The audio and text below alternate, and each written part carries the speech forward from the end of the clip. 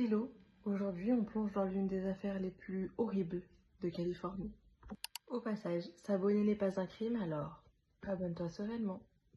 Bienvenue sur Chat Enquête.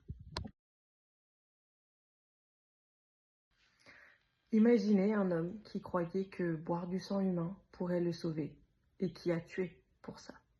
Il est surnommé le vampire de Sacramento.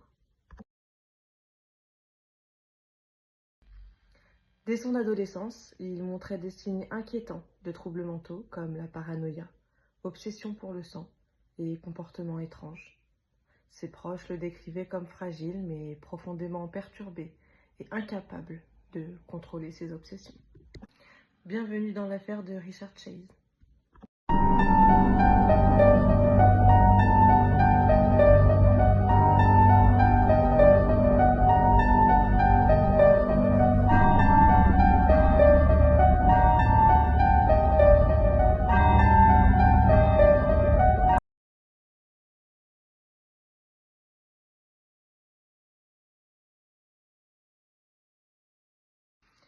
Richard Chase était un tueur en série américain né le 23 mai 1950 à Sacramento.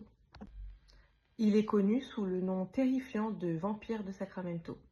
Atteint de schizophrénie paranoïde sévère, il développe des obsessions pour le sang humain et croyait que le boire pourrait le sauver de l'empoisonnement. Ses proches le décrivaient comme un jeune homme fragile, timide et renfermé, mais profondément perturbé. Il remarquait ses comportements étranges, ses obsessions pour le sang et sa paranoïa grandissante, sans se douter à quel point ces signes annonçaient une violence extrême. Entre 1977 et 1978, sa folie l'a conduit à commettre une série de meurtres horribles, marquant l'histoire criminelle américaine. Son enfance a été marquée par des troubles et un environnement difficile. Très jeune, il montrait des signes inquiétants comme de l'anxiété intense, de l'isolement et des comportements étranges. Il était fasciné par le sang et la mort, et ses obsessions ne faisaient que grandir avec le temps. Ses parents et proches percevaient un garçon fragile, mais ils n'imaginaient pas que ces signes annonçaient qu'il allait devenir un tueur en série extrêmement violent. Entre décembre 1977 et janvier 1978, Richard Chase a commis une série de meurtres horribles à Sacramento, en Californie. Ses victimes étaient souvent des personnes âgées ou vulnérables. Il s'introduisait dans leur maison, les tuait de manière brutale et, dans certains cas, buvait leur sang, ce qui lui a valu le nom du vampire de Sacramento. Chase croyait que le sang humain pouvait le protéger de l'empoisonnement et de la famine.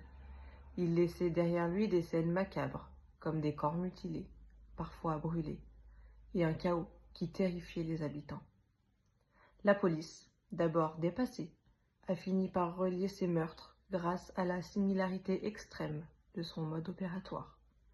Au total, il a été reconnu coupable de 6 meurtres, mais ses actions ont terrorisé toute une ville et marqué durablement l'histoire criminelle américaine.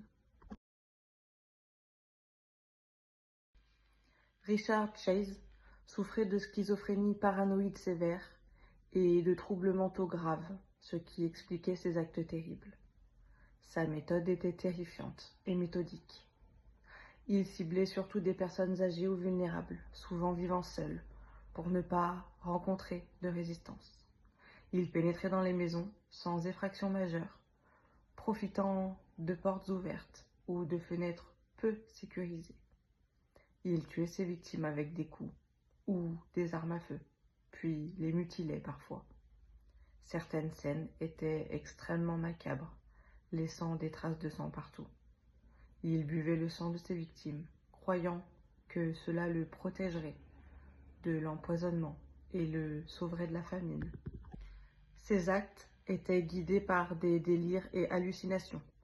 Il accumulait des objets, pensait être empoisonné et croyait que le sang humain avait un pouvoir vital sur lui. Chase est ainsi devenu l'incarnation d'un tueur motivé non seulement par la violence, mais aussi par une folie profonde et incontrôlable. Sa cruauté et son obsession pour le sang ont horrifié la population et fasciné les experts en criminologie.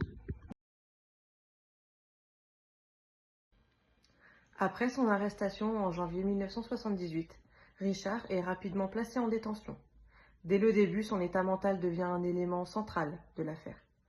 Les experts psychiatriques confirment qu'il souffre de schizophrénie paranoïde sévère, avec des délires extrêmes et une perte totale de contact avec la réalité. Lors de son procès, la défense plaide la folie, affirmant qu'il n'était pas capable de comprendre la gravité de ses actes, ni de distinguer le bien du mal. Mais l'accusation, elle, insiste sur la violence, la répétition et la logique dans ses crimes pour prouver qu'il avait une certaine conscience dans ses actions. Le procès choque profondément l'opinion publique. Les détails des crimes révélés devant le tribunal sont d'une brutalité rare et renforçant l'image d'un tueur hors norme. Finalement, le jury rejette l'argument de l'irresponsabilité totale.